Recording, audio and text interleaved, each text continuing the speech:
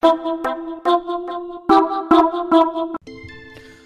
everyone, so this is a new game that I started working on this week. It's for the Mini Ludum Dare 65.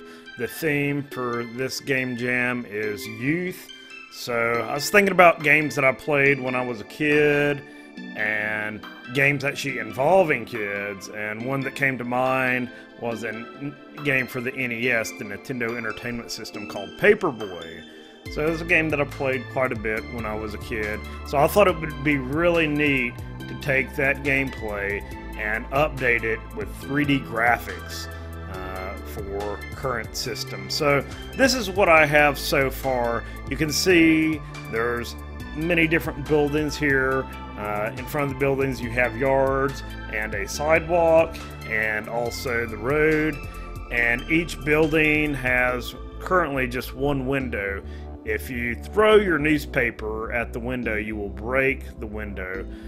You can also throw the newspapers at the little welcome mat in front of the building to deliver the paper, or you will get bonus points if you throw the newspaper directly into the little newspaper mailbox type bin thing there.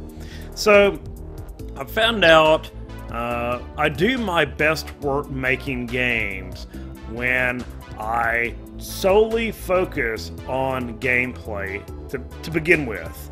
When I start getting into doing models and graphics and music and things like that, the gameplay has suffered sometimes. So for this game I wanted to solely work on gameplay. That's why everything is just squares and basic collider objects and just very simple texture mapping.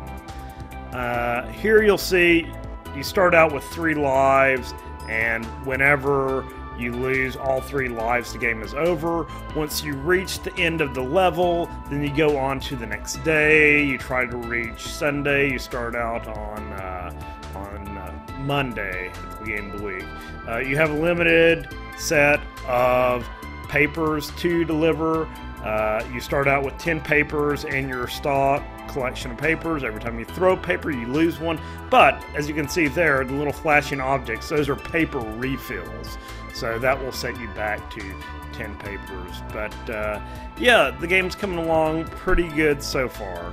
One other thing I'll mention, I've just started developing this game, so there really isn't much challenge to this game. There are no obstacles, but as I develop this further, there will be many different enemies and obstacles, things that you can run into. And whenever you run into something, you see the little yellow capsule here. You just gotta imagine a kid riding a bike right there. So I'll work on that later, doing the modeling and all that. I really want to look into doing like the ragdoll physics, so when the kid crashes into a building, he'll just go flying everywhere, and I think it would probably look really neat. One other thing I would like to mention is that whenever I'm developing a new game, it really helps me when I actually document all of like the game objects and all the functionality and all the rules of the game. So for this game, I'm working on like a small like design type document, design/requirements document. So this isn't posted yet, but it will be posted soon. So as you can see here, I've started documenting all of the objects in the game, like the player, the houses, the newspapers, the mailboxes, just all the different properties, what type of colliders they use, the level manager, the variables that go into each of these objects, the enemies, those haven't been fully fleshed out yet, the actual ground around each of the houses, and the exit area, and then the point system. So I've started documenting some of the points for each of the various things you can do down here at the bottom. So yeah, there's more to come with this documentation. It isn't posted yet, but I plan on posting this soon. So I just wanted to go quickly over what this actually looks like inside of Unity. So first of all, I have 5 different scenes.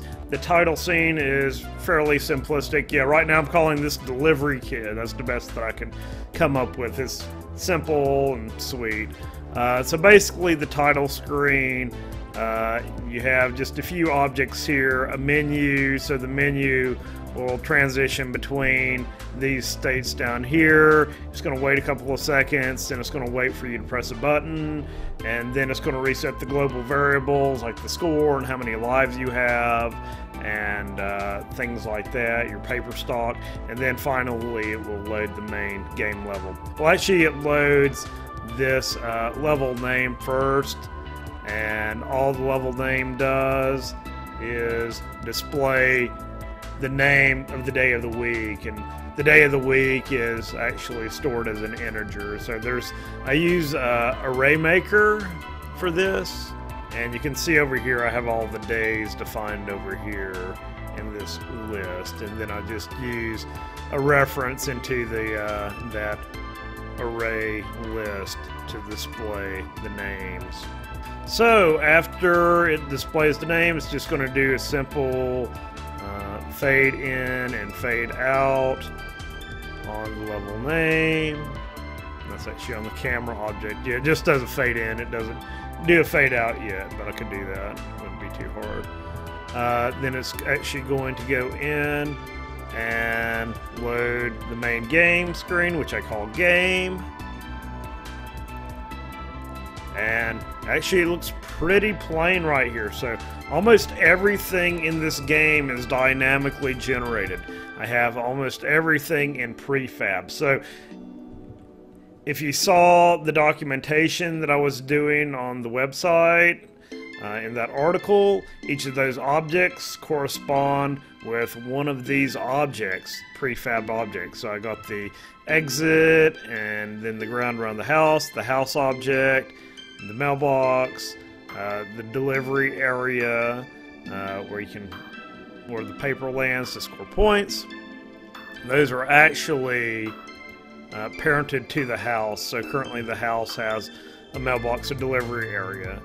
And when I get into developing this further, I will have multiple different types of houses. Right now they're all just the same type, so this will have to be configured differently for the positions of like the windows and mailboxes and things like that for the different types of houses. And yes, I do plan on modeling those houses in Blender, and then I'll pull that in, and then I'll use a mesh collider for the house. And the newspaper right now, it's just a sphere, a red sphere. I may want to consider changing this to a cylinder collider. I think there's a cylinder collider, I'm not sure. But yeah, I will replace that sphere with an actual cylinder looking paper that I'll model in Blender. The paper refill right now, just a stack of papers, it's a cube. And one neat thing about the paper refill, I do have an on and off state, and I just switch out the materials for the on and off state. So that's what gives it that flashing appearance every half second. It's fairly easy to do in Playmaker. Playmaker makes things like that very easy. Then I have the player. He has 3 different FSMs currently. Movement is fairly simplistic. Just one state. Get axis vector and translate based on that axis vector. Move them. So I actually have 2 translates on the player, because in the original Paperboy you always move at a constant speed. So I have the constant speed set at 10 units per second, and then you can control how fast or slow you're moving by pressing up or down on the controls. So you can modify your speed by 4, because I used a multiplier of 4 on the get axis vector. So that means you can go anywhere from 6 to 14. And then the regular translate, you can move left or right by 4 units a second if you press left or right on the controls. And finally, the last thing that I implemented today was the window. So it's fairly simplistic. You got a idle state, and then when it collides with something with the newspaper tag, then it's going to go to the broken state. When it's broken, you're going to add to the broken points, breakage points, which is a global variable, and you're going to change the color to red, and then you're going to destroy the newspaper. So the newspaper doesn't persist whenever it collides with a window. But when a newspaper collides with the mailbox, it has actually copied this FSM and just modified it. It's very similar. It's idle. When something collides, we're going to go to the do delivered state, and delivered is very similar, except we're going to add to the points score 250. We're going to set it to the green color, and then we're going to get the object, which is the newspaper, and we're going to set is kinematic to true. That way it just stays stationary. And then I'm going to move it over to the edge of the mailbox. So right now it looks a little bit jumpy, but it ensures that the newspaper doesn't look like it's sticking out of the side of the mailbox. It looks like it's properly centered, sticking outside the front of the mailbox. So that's what this set position is doing there. But yeah, back to the player, the other FSMs. Whenever the player collides into a building, he always stays in the idle state by default. Then when we want to reset, we're going to wait 5 seconds. We're going to fade out to green. And this is where I'm going to have the ragdoll physics. That's what I'm envisioning for this, and have the bicycle fly every which way and things like that. So we're going to wait for 5 seconds, then we're going to reset the player. We're going to subtract 1 life. We're going to reset the player's position back, the X position back to 0. And if the player has 0 or less than 0 lives, we're going to go to the game over state, which just calls the game over screen. And otherwise, we're just going to go back to the games. I'll also explain the exit. It's very similar. It's whenever the player collides with the trigger area for the exit. This is very similar to my Kitty's Adventure game. You just call the level complete stage or level complete screen. And the throw paper state for the player. Player's going to be idle, and whenever you press the fire 1 button, that could either be the left mouse button or I think the A button on the Xbox gamepad, window gamepad, or I think left control. Then we're going to go to the throw state. First, we're going to check the paper count. So we're going to check the global variable for the paper stock, and if we have more than 0 papers in our stock, then we're going to go to the throw state. So we're going to create a newspaper object, and you got to create it at the location of the player, and then we're just going to subtract 1 from the stock of papers. And then we're going to put a slight bit of idle time in there. We're going to delay it by 0.1 of a second, so that way the player can't just like repeatedly just press the mouse button over and over again to shoot off all their papers at once. So whenever the paper is instantiated, you see the paper just has 1 FSM, which is move, and we're going to find the location of the player. We're going to get the position of the player. So we're going to actually set the position of the newspaper at the player, or just a little bit out to the side of the player, because we don't want the newspaper to spawn inside of the player. Bad things happen when you do that.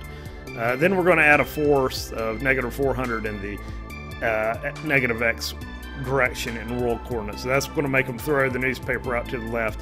Now I have noticed a slight bug. As you get toward the end of the stage, then the papers start going sort of forward instead of directly out to the left side. So that's something we'll have to look into.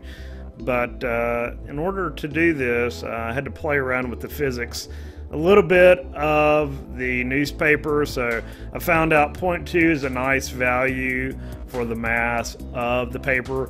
It isn't too heavy, so it can get thrown, but it's not going to fall too quickly, and it's going to roll around a little bit. And that's one reason I was going to look at using a different collider for the paper, because a sphere tends to roll, and you don't think of a newspaper as rolling. It would slide if anything else. So maybe I don't know about a cube or rectangle collider, because that kind of it doesn't roll over nicely like you would expect. I'll also mention that I have all of the screen values, the GUI values. I'm still using the GUI text. I don't use the new Unity 5 version for the GUI controls. So I just display the 4 values: paper stock text, lives text, points text, and breakage points text. And those, I position those by going into the game view and then playing around with the transform values, because these aren't world coordinates. These are actually screen coordinates relative from, I think it goes from 0 to 1. So the center of the screen is actually 0.5, 0.5. So you can see for each of these, I just have some default values. When I go in and make this look better, I'll have a custom font and all that good stuff, and outlines and all that. And I have a variable for the text, and I just have one state called display, and in that state I just have the word papers and then that curly brace 0 within curly braces. That means it's going to fill that in with a variable for the format string. So I'm going to put the paper stock in that variable, and then I'm going to store that in the text variable that I created. And then here on the GUI text, I just say set GUI text to that string. So one of the reasons I don't use the new GUI components in Unity is I don't think that Playmaker is compatible with the new GUI components, so it still works with these, which makes things a lot simpler for me. One other thing I'll also mention is the level manager. It basically just goes in and creates the player, and then it calls this level manager script setup level. And also it parents the camera to the player, so that way the camera always goes in and follows me when I'm going down the level. And for every level, every day, it resets the paper stock to 10. So if it was a global variable that persists throughout the entire game, I have to set those in the title screen before I come into the game. But things get reset on every level. I set it here and then it for the level manager. So I can actually open the level manager script that I created in Visual Studio. So here's my code in Visual Studio. So like one of the big lessons I've learned recently is what to actually implement in Playmaker and what to actually implement in code. Now Playmaker is really nice for keeping track of states and doing really simple calculations such as add, subtracts, and things like that. It just makes that a lot easier, because I don't want to have to like write a whole function just to add 1 to my score, or add just a static value to my score. So those things are better handled in a Playmaker state using an action such as int add. But looking at the code here, when I got like these constants and things like that, I have this setup level script. And one thing that is really painful in Playmaker is doing loops. So in this case, I just want to do a loop from 0 to the number of houses, which I have set to 20. So I'm just going to go and instantiate 20 houses down the road there, down the road. So doing this in code is a lot simpler. And also I instantiate the exit area, and then I add paper refills throughout the stage. Right now I have those set at every 5 houses. I have a paper refill, but I think I'll add some randomness in there a little bit later. But in order to instantiate these prefabs, one thing you got to do, you got to make sure that you have them defined as public game objects at the top of your script, and then in your script component over here, you got to make sure to pull those over from your prefab objects over here into the required slots for the script. So you just like go to your prefabs up here, and then say for like a house, you just pull your house over here like that. And one thing that you always have to watch out for is if you're using the call method action in Playmaker, you got to make sure this behavior here, you have to actually pull the component. So you got to click that and drag that over here into Level Manager. So you got to watch. It took me a little while to figure that out because I was like trying to pull the actual script up here into that call method action. But you can't do that. You got to assign the script to a game object first, then pull that script component over into the call method action. So the other scenes that I have, level complete is basically the same. It just says level complete. That will include things like tallying the score later and telling you how well you did and everything. Then the game over, it's the same thing, just game over. And it has a menu component where it just waits a couple of seconds, wait for your input, then it goes and it loads the title screen again. Yeah, so that's it for Delivery Kit for now. I'm hoping to work on this a little bit more before the end of February. That's when the Mini Ludum Dare 65 ends. That's when you have to have your game submitted. So if you're interested in making a game for the Mini Ludum Dare 65, that's the due date, the end of February 2016. So yeah, I'm hoping to work on this a little bit more, and hopefully I'll have a new update soon. I appreciate everyone watching. Thank you.